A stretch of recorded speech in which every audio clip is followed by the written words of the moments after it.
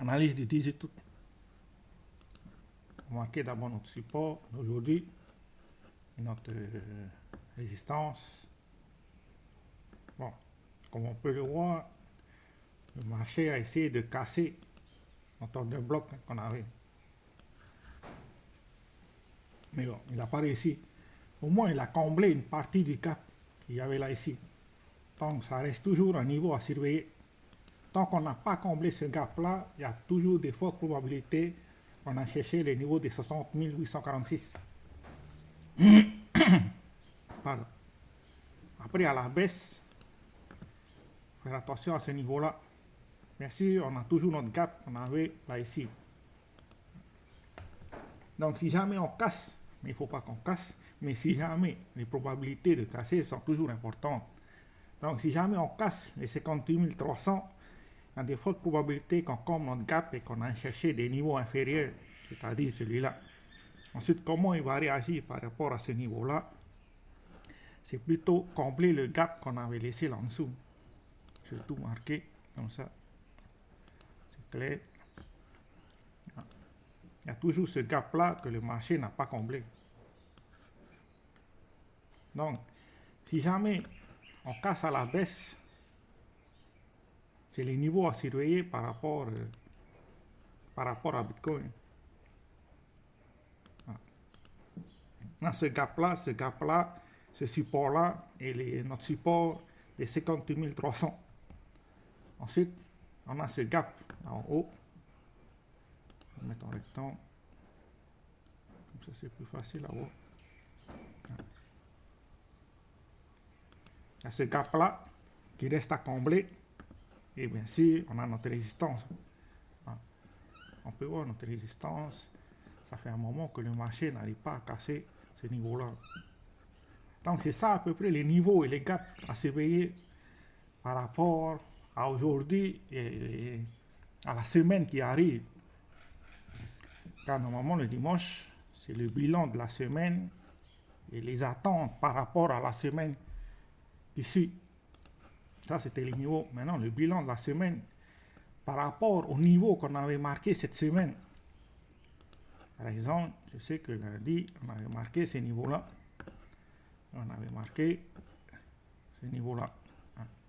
Est-ce que le marché a respecté les niveaux qu'on a marqués? On peut voir là ici qu'il a essayé de casser à la baisse 2 fois. Puis on a une bougie. Ça, la bougie, par exemple, si vous étiez vendeur sur le marché, ça c'est un niveau très important. Parce que la cassure, ça a créé ce qu'on appelle FOMO. C'est des personnes qui ont peur de rater l'opportunité. Donc, ils se sont précipités à la vente. Mais arrivé à ce moment-là, le marché a fait un sweep. C'est-à-dire qu'il y avait des stop-loss qui étaient placés là ici. Et le marché a cassé ces stop-loss pour repartir en tendance haussière. Ça a donné de l'énergie nécessaire pour reprendre notre tendance haussière. Voilà. On peut le voir car directement après cette bougie, on a un avalement haussier, bougie d'avalement haussier. Le marché a essayé de tester les plus bas, mais il y a eu de la demande. C'est-à-dire, c'est des nouveaux acheteurs qui sont entrés sur le marché, ce qui a poussé le prix à aller chercher notre order bloc, là ici. Donc, par rapport à notre support qu'on avait marqué la semaine dernière, on peut voir que le marché a respecté. C'est pour ça le dimanche, le samedi et le dimanche, c'est les jours les plus importants de la semaine. Parce que si vous ne faites pas le bilan de la semaine, vous ne pouvez pas mesurer l'amélioration que vous avez faite. Est-ce que c'était un bon support? Est-ce que c'était une bonne résistance? Ça veut dire que est-ce que le marché a respecté les niveaux que vous avez, entre guillemets, prédits? On ne peut pas prédire, mais vous avez essayé d'analyser les niveaux importants par rapport au marché. Est-ce que le marché a réagi quand ils sont arrivés à ce niveau-là? C'est ça ce qu'il faut faire le samedi et le dimanche. Comme ça, au moins, vous avez une analyse complète de ce qu'un trader fait la semaine. Le lundi, on marque les niveaux. Bon, bien sûr, vous n'avez pas la vidéo des trades. La vidéo des trades de la semaine, c'est que les membres de l'académie qui ont. Mais ceux qui sont sur les réseaux sociaux, vous avez l'analyse technique au moins. Et vous avez le bilan du week-end. C'est le processus, la journée d'un trader. C'est ce qui est le plus important, c'est le samedi et le dimanche. On revoit les moments les plus importants et on revoit les niveaux qu'on a marqués et les chemins qu'on a marqués. Est-ce que le marché a respecté ce qu'on a fait? Si oui, pourquoi? Sinon, pourquoi? C'est ça un bilan de la semaine. Grâce à ça, vous allez pouvoir vérifier est-ce que vous avez fait des progrès, parce que vous pouvez mesurer. J'ai un tableau que je ne peux pas montrer bien sûr, mais j'ai un tableau où je marque toutes les données de la semaine. Grâce à ça, je peux voir mes progrès. Ça s'appelle une tâche journalière et une tâche hebdomadaire où je marque tout. Donc, si vous voulez vous mettre dans le trading, il faut s'attendre à travailler 7 jours sur 7. C'est pas comme vous voyez sur les réseaux sociaux, sur la plage, en train de faire du trading avec son Winnie. C'est des conneries, ce truc-là. Et en plus, la plupart des gens sur les réseaux sociaux, ils sont juste là pour vous faire rêver. Car leur attention première, ce n'est pas de vous donner des informations. Voilà. La première intention, c'est de vous faire payer.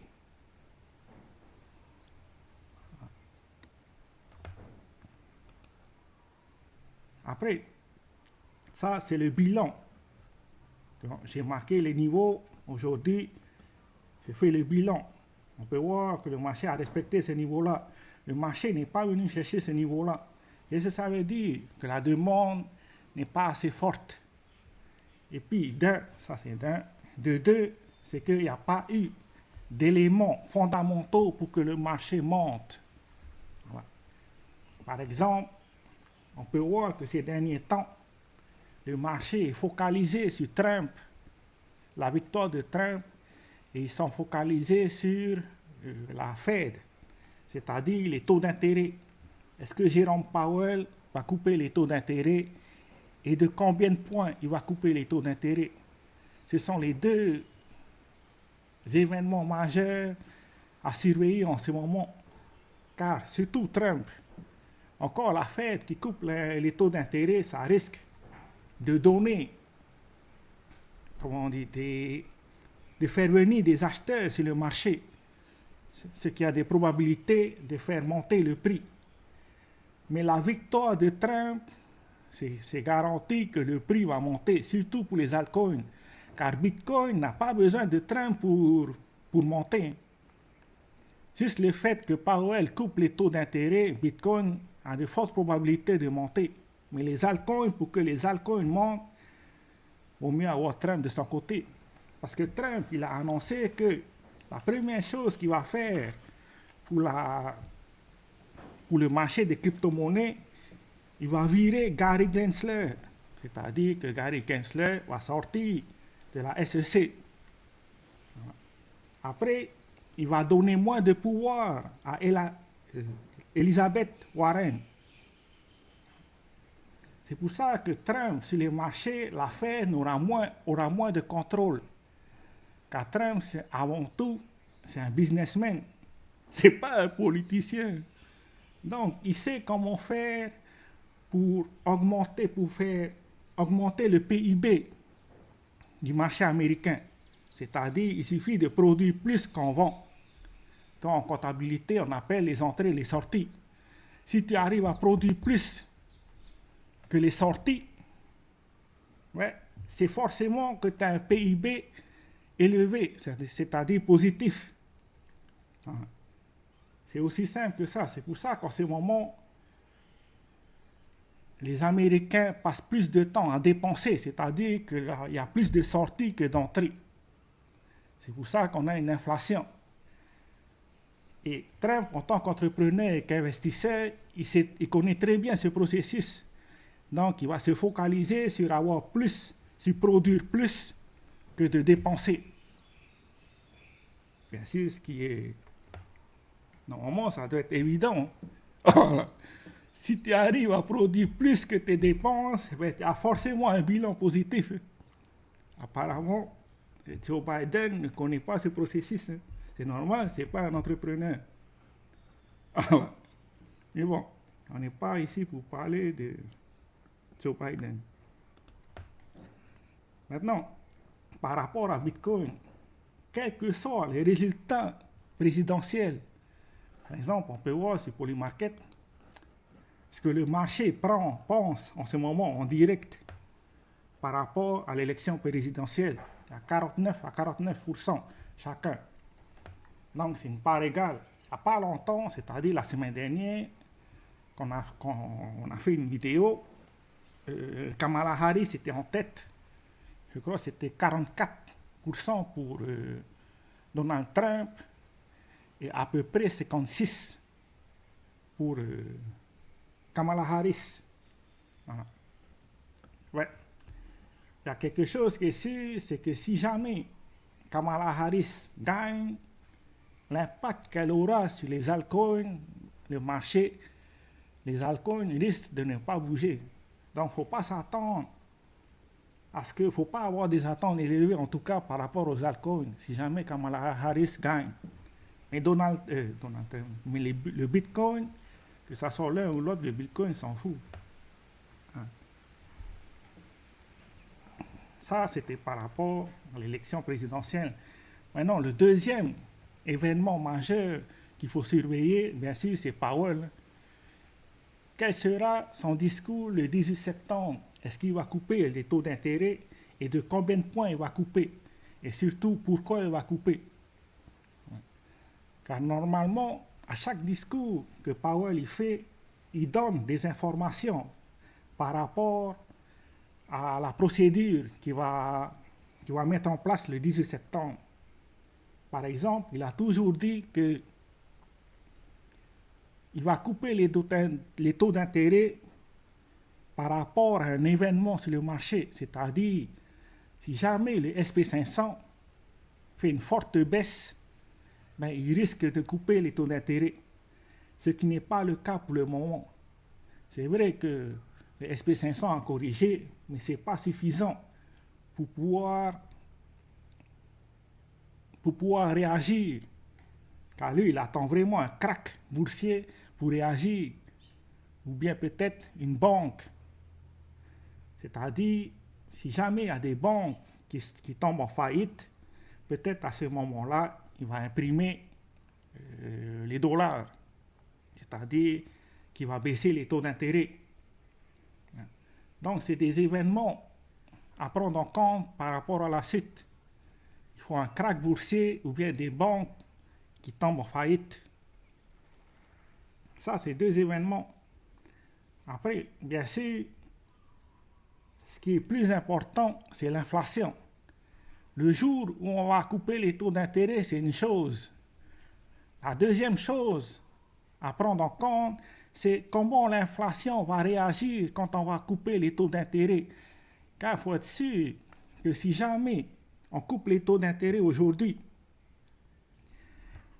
il y a des fortes probabilités que l'inflation reprenne de l'énergie, c'est-à-dire ils ont prévu de couper les taux d'intérêt quand l'inflation arrive aux alentours de 2%. Maintenant, on va faire comme exemple, aujourd'hui on coupe les taux d'intérêt de 0,5 points. Est-ce que l'inflation va repasser au-dessus de 3% le mois prochain? Car ça risque de créer un problème sur le marché. Parce que si jamais on coupe les taux d'intérêt, on baisse les taux d'intérêt, mais que l'inflation reprend de l'énergie, il va vite reprendre sa politique monétaire qu'il avait avant la coupure des taux d'intérêt. C'est-à-dire qu'il va monter les taux d'intérêt. Voilà. Donc, c'est une chose, la coupure des taux d'intérêt, mais la deuxième chose, c'est la réaction de l'inflation par rapport à ces données-là. Ça, c'était par rapport aux deux événements majeurs ces prochaines semaines, ces prochains mois. Parce que l'élection, je crois, c'est le 5 novembre. Et les taux d'intérêt. Et Powell, le discours de Powell, c'est le 18 septembre. Donc, c'est les deux dates à surveiller par rapport à la suite. Je ne m'attends pas à ce que les altcoins montent avant l'élection présidentielle. Voilà. Les probabilités, bon, il y a toujours des probabilités qu'ils montent. Mais bon, ça ne serait pas une montée saine. Parce que vraiment, le marché veut que Trump monte pour que les altcoins aient une, comment on dit, uptrend en français, une tendance haussière saine. Voilà. Donc, il faut faire attention aux altcoins en ce moment. En contrepartie, Bitcoin n'a pas besoin de Trump pour gagner. Bitcoin s'en fout de Trump. Après, cette semaine, on a le Jackson Hole. C'est-à-dire qu'ils vont parler, ça dure 3 jours. On a jeudi, vendredi et samedi. Ils vont parler de la politique monétaire. Donc, c'est un événement à surveiller. C'est surtout qu'est-ce qu'ils vont dire ces jours-là qui est important par rapport à la politique monétaire. Si jamais ils parlent de la crypto-monnaie ou bien des taux d'intérêt, de l'inflation, c'est des informations à prendre en compte. Après, vendredi, il y a Powell qui va parler. Donc, c'est un autre événement de la semaine sur lequel il faut jeter un coup d'œil. C'est tout ce que j'ai pour aujourd'hui. Ciao, ciao.